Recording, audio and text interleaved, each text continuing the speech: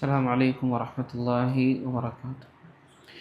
الحمد لله والصلاة والسلام على رسول الله وعلى آله وأصحابه أجمعين أما بعد. اتقوا الله عباد الله. Abdullah bin Umar റളിയല്ലാഹു തആല അൻഹു അദ്ദേഹം പറയുകയാണ്, അഖദ റസൂലുള്ളാഹി സ്വല്ലല്ലാഹു അലൈഹി വസല്ലമ ബിമൻകിബി. റസൂലുള്ളാഹി സ്വല്ലല്ലാഹു അലൈഹി വസല്ലമയുടെ തോളിൽ ഇങ്ങനെ പിടിച്ചു. ഫഖാല, എന്നിട്ട് അവിടുന്ന് പറഞ്ഞു, കുൻ ഫിദ് ദുനിയ കഅന്നക ഗരീബുൻ ഔ ആബിറു സബീൽ. നീ ഈ ദുനിയാവിൽ ഒരു വഴിയാത്രക്കാരനെ പോലെ അല്ലെങ്കിൽ ഒരു അപരിചിതനായ മനുഷ്യനെ പോലെ നീ ഈ ദുനിയാവിൽ ആകുകയെന്ന്.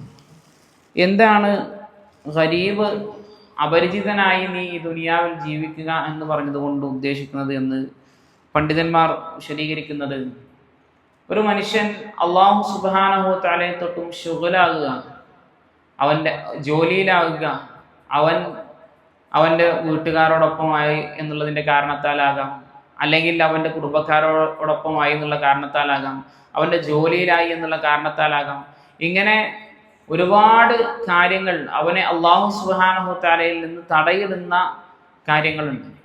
എന്നാൽ ഒരു ഗരീബായ മനുഷ്യൻ, ഒരു അന്യനാട്ടിൽ ഒറ്റപ്പെട്ടു പോയ ഒരു അപരിചിതനായ മനുഷ്യൻ, അയാളെ ഖാലിഖായ അല്ലാഹു സുബ്ഹാനഹു വ തആലയിൽ നിന്നും ശുഗലാക്കുന്ന ഒന്നും തന്നെ അവിടെ ഉണ്ടാവുകയില്ല. തൻ്റെ കുടുംബം ഉണ്ടാവില്ല, മക്കളുണ്ടാവില്ല, തനിക്ക് ജോലി ഉണ്ടാവില്ല. ഇങ്ങനെ തുടങ്ങി എന്തെല്ലാം കാര്യങ്ങളിൽ അയാൾ അള്ളാഹുവിനെ തൊട്ടും ശുഗലാകുമോ അതൊന്നും എന്തുണ്ടാവില്ല, അവിടെ അവൻക്ക് കാണുക സാധ്യമല്ല. സ്വാഭാവികമായും അത്തരത്തിലുള്ളൊരു വേളയിൽ ആ മനുഷ്യൻ സ്വാഭാവികമായും ആസ്വദിക്കുക അല്ലാഹു സുബ്ഹാനഹു വ തആലയായിരിക്കും. അള്ളാഹുവിനോടായിരിക്കും അവൻ്റെ എല്ലാ കാര്യങ്ങളും അവൻ പറയുന്നത്. കാരണം അവനോട് ബന്ധുമിത്രാദികളോ മറ്റോ ഒന്നും അവിടെ ഉണ്ടാവില്ല. ആ രൂപത്തിൽ നീ ദുനിയാവിൽ മുഴുവനായിക്കൊണ്ടും എന്ത് ചെയ്യും, നീ ജീവിക്കുക. ഒരു അപരിചിതനെ പോലെ ഈ ദുനിയാവിൽ നീ ജീവിക്കണം.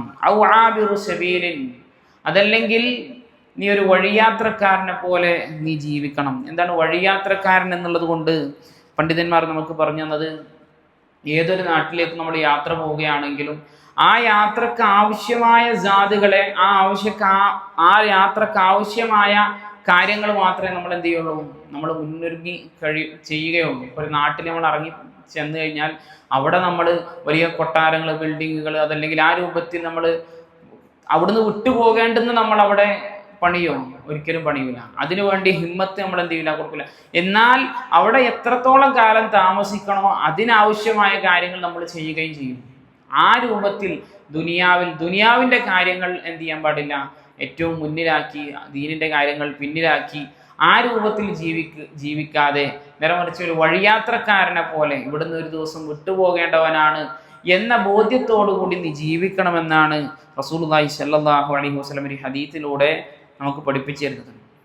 ശേഷം കാണാം, വക്കാന ഇബ്നു ഉമർ യഖൂൽ, അബ്ദുല്ലാഹി ബിൻ ഉമർ റളിയല്ലാഹു തആല അൻഹുമാ അദ്ദേഹം പറയുമായിരുന്നു, ഇദാ അംസൈത ഫലാ തൻതദിരി സ്വബാഹ്. നീ വൈകുന്നേരത്തിലായി കഴിഞ്ഞാൽ നീ പ്രഭാതത്തെ നീ എന്ത് ചെയ്യരുത്, കാത്തു നിൽക്കരുത്, അതിനെ നീ പ്രതീക്ഷിക്കരുത്. എന്ന് പറഞ്ഞു കഴിഞ്ഞാൽ ഒരു അമലു സാലിഹാത്ത്, ഒരു നല്ല കർമ്മം നിനക്ക് ചെയ്യാൻ വൈകുന്നേരത്താണോ തോന്നിയത്, അതിന് രാവിലത്തേക്കാവട്ടെ എന്ന് പറഞ്ഞുകൊണ്ട് നീ എന്ത് ചെയ്യരുത്, നീട്ടി വെക്കരുത്. അതുപോലെ തന്നെ വൈദ അസ്ബഹ്ത ഫലാ തൻതദിരിൽ മസാ, അതുപോലെ തന്നെ നീ പ്രഭാതത്തിലായി കഴിഞ്ഞാൽ ഇനി ഒരു വൈകുന്നേരം വരാനുണ്ടല്ലോ, അതുകൊണ്ട് അവിടെ ഞാൻ അമൽ ചെയ്തു കൊള്ളാം എന്ന് പറഞ്ഞുകൊണ്ടും നീ എന്ത് ചെയ്യരുത്, മാറ്റിവെക്കരുത്. വഖുദ് മിൻ സിഹ്ഹതിക ലിമറദിക, നിന്റെ ആരോഗ്യമുള്ള സമയത്ത് നീ എന്ത് ചെയ്യുക, നീ അമൽ ചെയ്യുക, അതിൽ നിന്നും നീ സ്വീകരിക്കുക നിന്റെ രോഗത്തിനു വേണ്ടി. വമിൻ ഹയാതിക ലിമൗതിക, നിന്റെ ജീവിതത്തിൽ നിന്നും നീ എടുത്തുകൊള്ളുക ലിമൗതിക, നിന്റെ മരണത്തിനും വേണ്ടി എന്ന് മഹാനായ ഇബ്നു ഉമർ റളിയല്ലാഹു തആല അൻഹുമാ പറയാറുണ്ടായിരുന്നു എന്നും നമുക്ക് ഈ ഹദീസിൽ നിന്ന് വായിക്കാൻ സാധിക്കും.